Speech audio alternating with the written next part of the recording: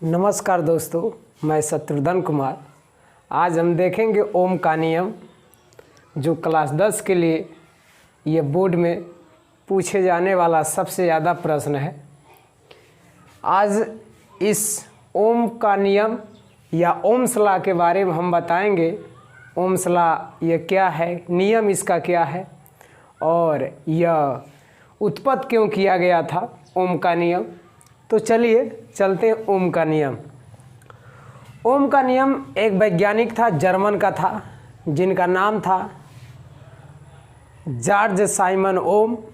सन 1827 में उन्होंने एक भौतिकी तकनीक द्वारा अपने तकनीकियों के द्वारा यह बताया कि कोई भी भौतिक अवस्थाएं जब एक नियत होती हैं तो उस नियत होने के बाद जब उस पर विभवांतर या धारा यानी दोनों क्या होंगे, समानुपाती कर दिया जाए तो एक रैखिक जो विभवांतर और विद्युत धारा या विभवांतर दोनों समानुपाती होता है। और इसी नियम को प्रतिपादित करने के लिए ओम्स ने अपने नियम को दिया और बताया। ओम के नियम के अनुसार कि उन्होंने बताया कि ओम के नियम के अनुसार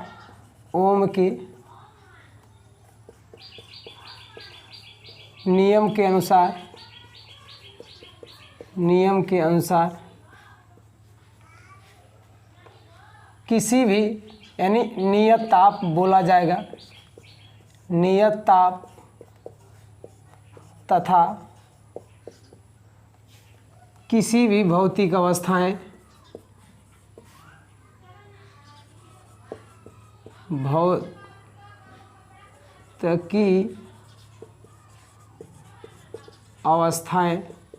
नियत ताप या किसी यानी कहा जाएगा उससे यानी इन भौतिक अवस्थाओं को नियत कर दिया जाए तो जो हमारा प्रतिरोध होगा, यह बताया गया कि यानी प्रतिरोध के सिरों के बीच यानी लिखा जाएगा, यानी अवस्थाएं को नियत कर दिया जाए जो होगा प्रतिरोध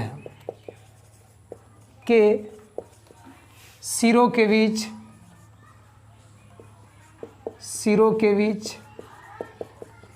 उत्पन्न विभवांतर तथा वैद्युत धारा या विद्युत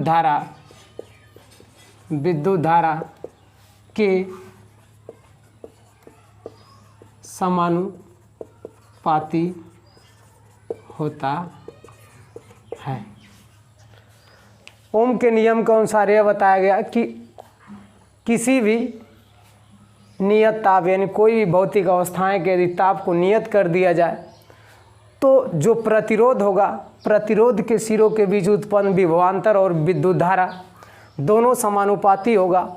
और यह समानुपाती में यह बताया गया कि एक जब समानुपाती होगा, जो प्रतिरोध होगा एक रैखिक समीकरण, एक रैखिक सरल रैखिक निकल कर आएगा।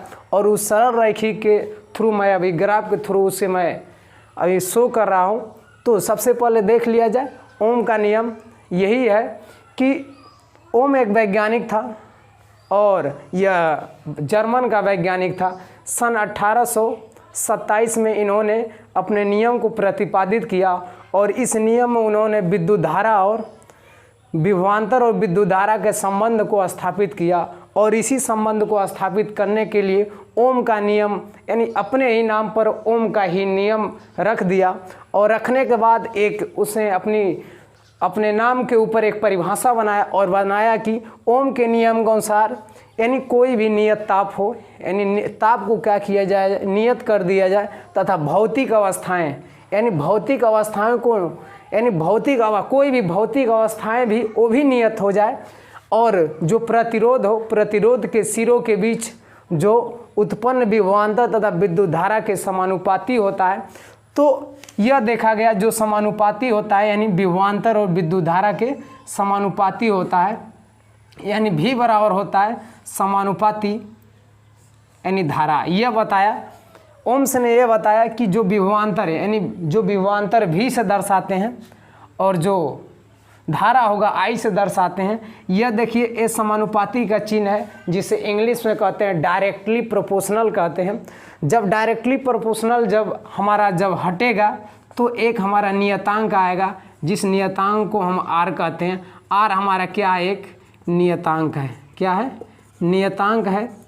और R एक नियतांक है, तो R बराबर लिखा जाएगा V/I, जिसे ओम का नियम इसी पर प्रतिपादित किया। और जो R एक क्या है? हमारा एक नियतांक है। और लास्ट में जब R एक नियतांक बोला तो इसको जब ओम ने इसको अपने ही नाम पर इसका नाम रखा प्रतिरोध, यानी इसका नाम था क्या? R का नाम प्रतिरोध था। और जो प्रतिरोध का मात्रक होता है, प्रतिरोध का मात्रक ओम होता है। प्रतिरोध का मात्रक ओम होता है। प्रतिरोध का मात्रक ओम होता है। और V को कहते हैं विभवांतर, V को कहते हैं विभवांतर, और I को कहते हैं विद्युत धारा, I को कहते हैं विद्युत धारा। तो इस प्रकार ओम ने अपने नियम के अनुसार यह सूत्र का निगमन भी दिखलाया।